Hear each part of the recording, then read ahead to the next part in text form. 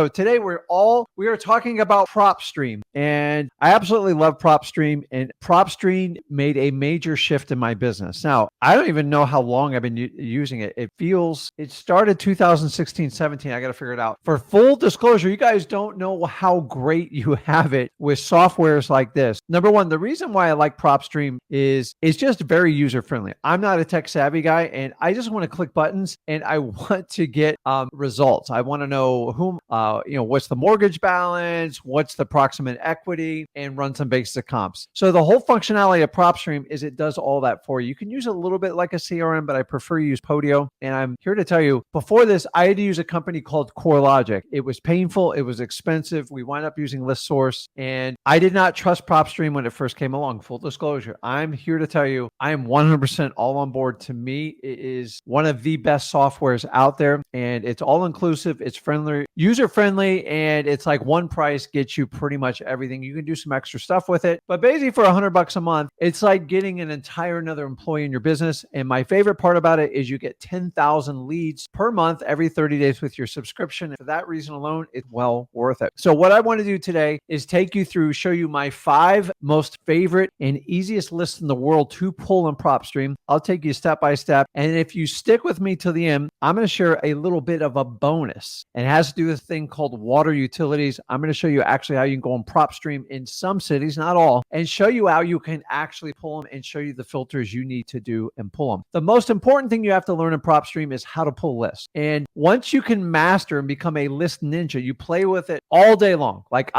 when I first got Propstream, I don't think I got off the computer for 3 days. And what I did before I used Propstream is I tested it against ListSource, and it hands down absolutely crushed it. So I don't back it up with Propstream. I do use Batch in synchronicity with it because we do a lot of lists, and I go way past the 10,000. So if you want to get started, get 10,000 leads. If you figure it comes to like a penny a lead, I believe someone can back me up on the math on it. And you got to understand, I come from the days where it was 30 cents per lead for everything. Everything was $1,500 when I clicked the button. And now for under $100, it just blows me away. So I'll show you a link where you guys can get it. But let's dive into it. Let's talk about the best list. And honestly, I put on their beginners, but I'm in this 21 years. I guess I'm still a beginner because these are the lists I use. So I'm going to take about 15, 20 minutes walk through that. And then we're going to jump on the lives and answer the questions. And I am fully admitted ADHD, and I like to work on issues, on solutions. I hate talking about theory because that's what the gurus do. And you're better off if you can work on a deal, learn it in your nervous system. The learning impact is profound. And that's how I learned. And honestly, it's going to be the best way you guys can learn. So if you like what you hear, just do me a favor. Number 1, make sure you smash that like button. And number 2, make sure right now, before I go into this, you are subscribed to the Rick Ginn video.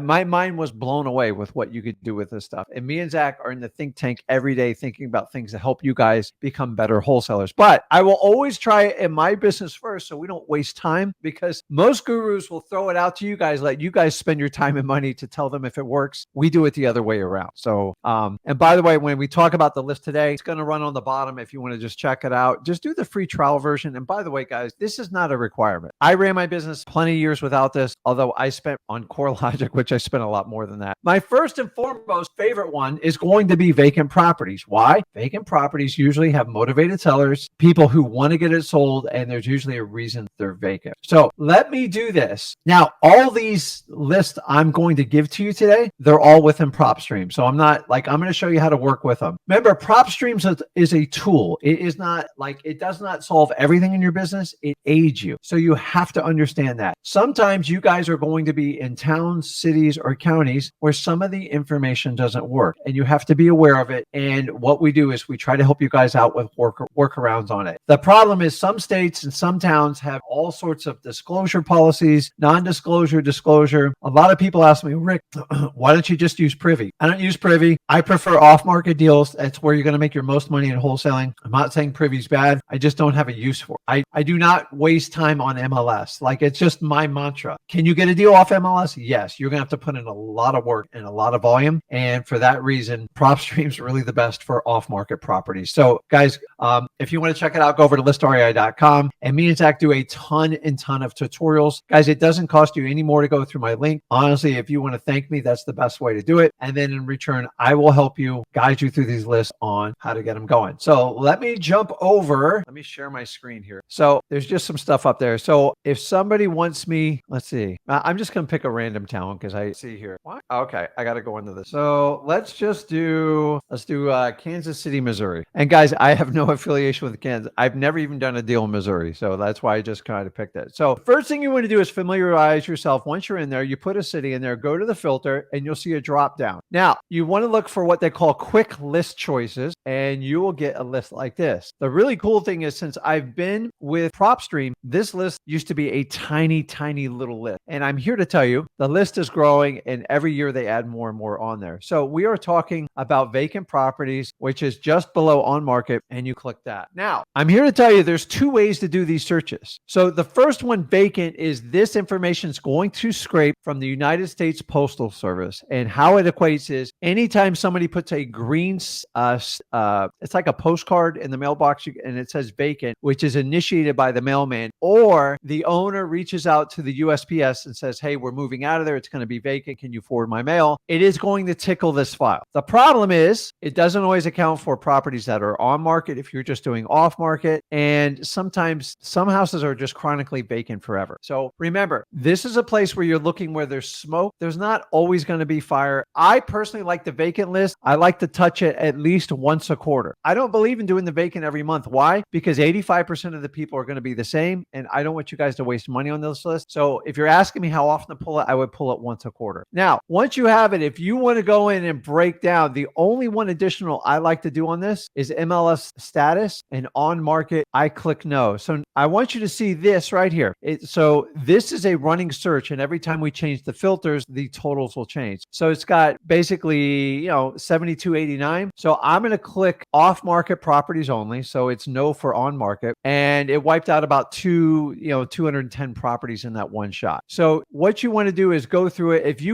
If the list is too big for you, you can add additional filters on it. Pass this on the vacant. I don't want to scrub it too much. What I might do is go under valuations. And this is a suggestion I'm going to give for every one of your lists. And this is an important part. I would keep your valuations at or below median price. If you're brand new, I would stick to below median price. So I don't know what the median price is for it, but when you do that, it will get rid of a lot of the properties. So if you notice on there, if I put in, say, 150,000, let's see what number it takes it down to. I mean, it almost cut the list in half. So you kind of get the gist on it. This is the vacant one. Remember, this is derived from United States Postal Service, which actually is the information for HUD. And a lot of these service carriers say, I'm going to tell you the vacant list, nobody else has it. They all come from the same place. If you get a 501c3 plan, register it with the HUD office, you can get this information too, but it's a grueling process. That's why you see all these CRMs telling you they're selling you this secret information. They're all getting it from the exact same source. The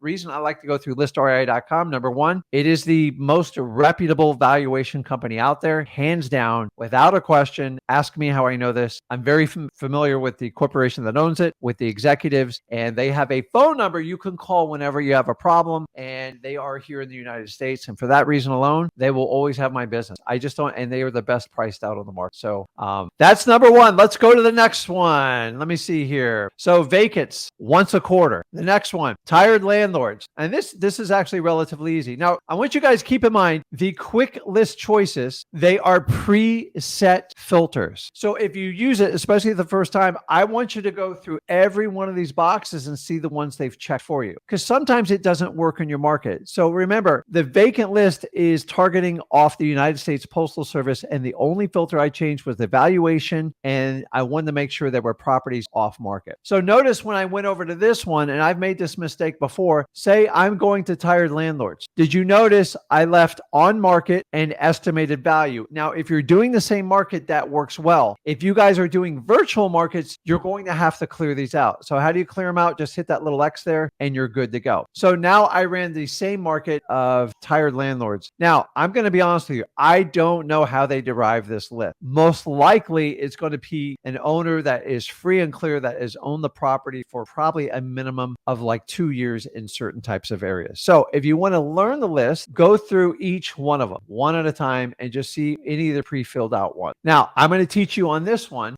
Boy, this one's gold. I was told not to share this, but you know how I'm going to do it. I'm going to share it anyways. On this one, I'm always going to I like to put at least 3, if not 4 years of ownership, because there's usually going to be a little bit more value in them, but never do less than 2. And then right here, number of properties owned. I have data to back this up. Now, this is mostly in the southeast part of the United States. If the owner owns more than 5 properties, let's see how many of that, which is a significant amount, especially if you are in this business less than a year, your odds of getting a deal are very slim. It's just the stats. It's not a knock on you. It's not a knock on me. It's just a fact. Now, some people will put 4. That number goes up, but I like 5. Why? Because somebody owns 5 or more properties is what I call a sophisticated investor usually, and they know their numbers and they are completely stuck on the numbers. And if they don't get their price, they're not going to give you a deal. I don't want you guys to waste time. So also, when you see pre-probate on it, we're going to talk about it, just don't include or exclude any of these. Now, here's another little tip. You see this include unknown sales date? Watch what happens when I click this number. So we have 5892 total numbers there. It almost triples. I don't have an explanation for this. I'm told these are property records that are screwed up or are undetermined, and you got to play around with this. For a long time, the gurus told you this was the secret list. It's not. Nobody's confirmed anything. It's all unknown. Some counties are much worse than others. The older your town is, the worse this unknown sale dates. It might be worth once a year to click this button and give it a shot because nobody else is accessing this data. But I will tell you, it's untested. No one's ever proved the models of the data. And for that reason, so when you go through these boxes, find out what your unknown sale dates are. Sometimes it's accredited to like City Hall burning down. Sometimes it's anything before like 1940s, and you could have access to properties nobody else is doing. I've tested it on my market. I know what it is. If you guys are going to get more advanced, you can test this out and work with that. So,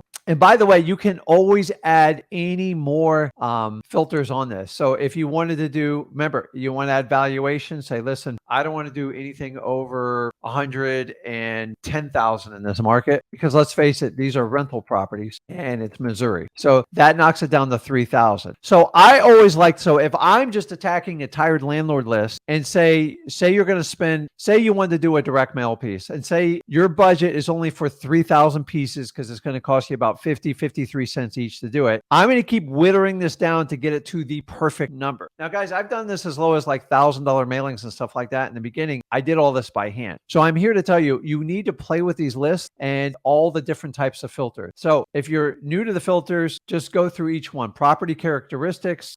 You can go in there as like deep. You can do single family homes, SFR, multis. It's endless. And if you want to check out, just go through Flip with Rick and go through Propstream tutorials. My son runs like the master of this stuff. We'll run you through the whole thing. So let's go to the next one. Hold on. I'm looking at comments while you do this. Okay, let's keep moving because I know you guys are here just so I can answer the questions, and I'm okay with it. It's my favorite part. High equity. And this is probably the most abused talk about list. And honestly, I know this list, I got to be top 10 in the country in knowing a high equity list. So a high equity list just indicates someone who's got a lot of value in their home. So for simplicity purposes, if somebody owned a house worth $100,000, which is very rare anymore, and they had 80% equity in it, it means they owe $20,000 usually in a mortgage, and they've got about $80,000 of equity. So a lot of people mix this up and they get it backwards, and that will just destroy your list. So there's somebody trying to call me while I'm on a live. Okay, let me move some of the filters. So the first thing is, you see they have a high equity here. I'm going to tell you, don't do it. You need to create your own high equity list. And what do I mean by that? So let's just clear all the filters and let's do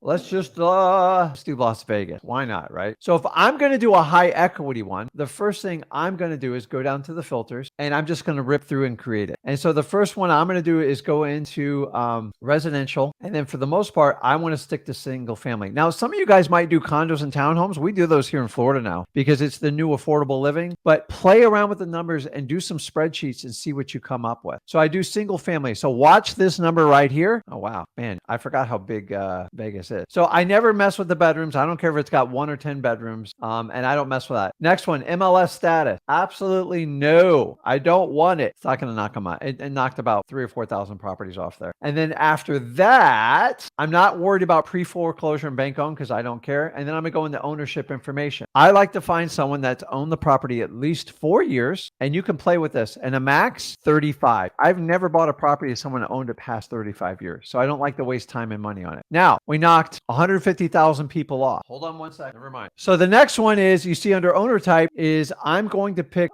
individual and I'm going to pick trust. Hands down, the corporate's a nightmare and the mix is a little bit of those combined anyway. Some people like to do last sale date. Honestly, I just, you can do it. You have to play around within county. It doesn't matter to me because all I do is care about is their ownership. Now, the number of properties owned on this one, I'm probably just going to put a max 4. So watch what happens to the number up here. Now we're down to 190,000. Las Vegas is a big population county. So I'm just showing you how you can work this into your county. Now watch if I click the unknowns. Let's see what happens. 209. So the unknowns adds about 20,000 people. Interesting. But once again, nobody gives me like real data on it and nobody really wants to share it because you have to test it out by spending a lot of money and time. So the last one I'm going to go to is valuation. In the estimated value, probably, I don't know what the median price of, let's see. Anybody know the median price of Las Vegas? Okay, let's see. I'll tell you right now. 433K. Wow. Big numbers. So honestly, I'm going to keep the max probably around 350. I'm pretty new to this and I don't want to, remember, the lower the price point, the more targeted audience you have. Now we got it down to 22,000. Still a big number, way too much. And then now the most important part comes to this part. So you see the estimated equity. And I want you to know right here, you're building your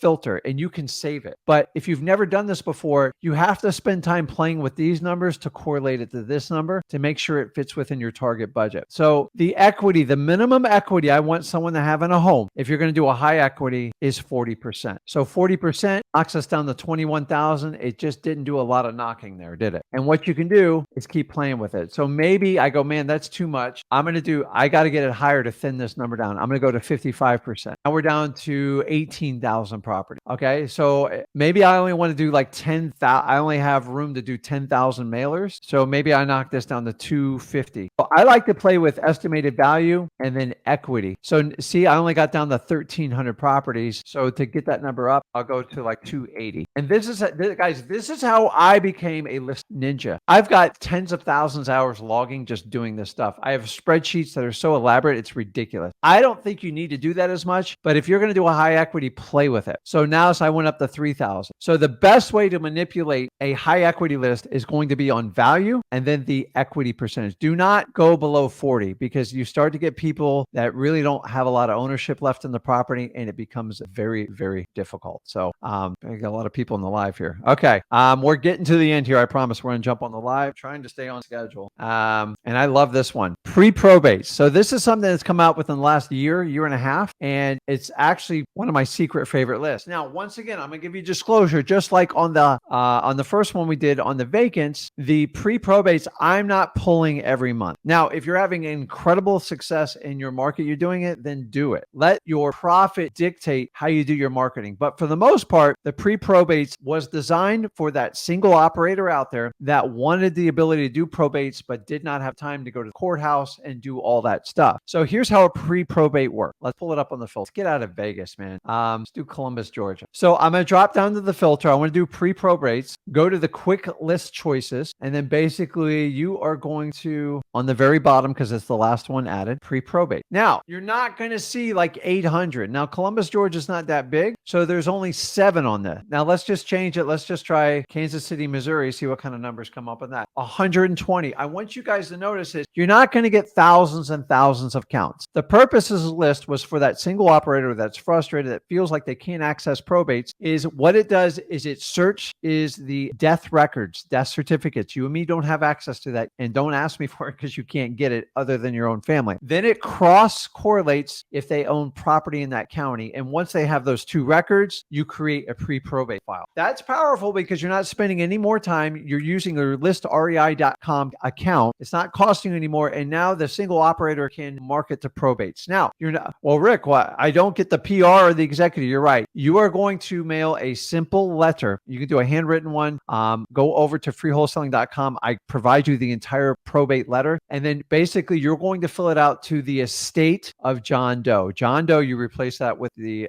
deceased's name. It's really simple. And I'm going to be honest with you guys, every now and then we've done this when we got backed up, and it works really well. Why? Because it's not perfect. You're going to get people on there that don't own properties. Keep in mind, in pre-probates, not every property goes through probate. So a death certificate is a huge sign that there could be motivation for someone selling a property. Now, I have the probate. Now, keep in mind, all these other filters stayed on. So remember, I've jumped to a different town. So 280, you see how that number goes up? Equity, I don't care about equity in a probate. That doesn't even make sense. If they own few or four, I don't care. And honestly, it doesn't matter on the individual trust part. So I'm going to get rid of that one. And I went single. Like, who cares? I will open this whole thing up to whatever I can. So 234 total property. That's it. Now, if you want to add other filters on it, you can easily do that. Guys, the pre-probates, if I would pull them at least once a quarter, at minimum twice a year, because our data shows it's repetitive information. So I don't want you guys to waste 10,000 lead count and eat it up. But here's the good part. It's a very small number. You guys need to run your counties right now on your markets, your virtual markets, and add this because it's one-click stuff. It's easy. So, oh, look, years of ownership. Look at that. It went from 864. And guys, I am guilty of leaving additional filters on this all the time and screwing it up. So please check whenever you're in your listrei.com, use the My Search. This is going to show you your filters. And then if you want to save a filter, you can go in and go ahead and save the filter and use it. But make sure it's a proven filter that you've done deals on and you've gotten contracts on. So let me jump down. We are almost there. And the last one is going to be stacked list. And stacked lists, you know where I'm going with this. It would be using like a pre-probate and then adding additional information on there. So if I did, if you wanted to get someone who's if you want to get valuation information, put it on there. This is where you put your values in there, your equity information, ownership information, the type of owner, maybe the number of properties. You can do all sorts of stacking. So list stacking is a technique where you find multiple pain points and you put them all together. So if I pulled these 5 lists, you can pull them and you can pull them out of listrei.com and put them in your own spreadsheets and create some sort of correlation table, like a pivot table. Now it's way above my pay grade. I don't know how to do this, but for 10 to 20 bucks on Fiverr, I can get someone to do exactly what I want to do. Or maybe I can probably use a chat GPT function within the spreadsheet, and it's going to take some learning and adapting. But guys, things are going to start to move much, much faster. By the way, all these list stacking services are thousands and thousands of dollars a month. With your Propstream subscription through listrei.com, you will be able to use AI technology this year, actually in the next few months, to do what technologies would charge you $10,000 to $20,000 a year to do. Is endless. So you can stack lists till you churn blue on this. And so say maybe I want to do stuff that's only on market, that are for sale, that are in pre-probates. Like, you can find out a lot of stuff on this. So, okay, let me show you the last thing on here, which I said I would share on how to pull a utility water shutoff. Now, keep in mind, guys, this is not perfect. So I know you're like, hey, pick my town, do something like that. So let's do Palm Beach County, right? My backyard. And by the way, I don't do water shutoff for Palm Beach County, and I should probably find out why, because I don't run that part of it, but I'm sure there's an issue with it. But if I wanted to find that type, the first thing I'm going to do, now if you look here, you can go under liens, okay? And if you want to find out how to do liens, but once again on this, I'm just going to look for everything on market. Well, okay. So what we're going to go down is under the lien section, and then what I am looking for is a certain type of lien. So look for specific lien type, and if you go down here, you see this one, utility lien. That's what you're looking for. Now, what I want to do is reset everything. And as I said, with the liens, it doesn't work in every one. So if I look at a utility lien, so Palm Beach actually has them. So now I got to go talk to someone. but remember, this isn't my major market. I'm much more north of this. Now I can sort through this. Now, keep in mind, you're just looking through it. It's not perfect, but if those of you that are in a county where you can't get it, you might as well try your listrei.com to see if you can access the data. Try multiple county stuff around in your area. Guys, sometimes it works, sometimes it doesn't, but I'm here to tell you, so many times this wasn't available to us, and utility liens works well. By the way, I love HOA liens, and then if you want to backdoor your tax liens, remember they have to be recorded, so sometimes they're 2 years behind when you get this information. So that is called really just anytime someone records a lien, you have the ability to instantly. Sometimes it doesn't, but I'm here to tell you, so many times this wasn't available to us, and utility liens works well. By the way, I love HOA liens, and then if you want to backdoor your tax liens, remember they have to be recorded, so sometimes they're 2 years behind when you get this information. So that is called really just anytime someone records a lien, you have the ability to instantly do it. Let me get this thing off the screen. It's annoying on there. So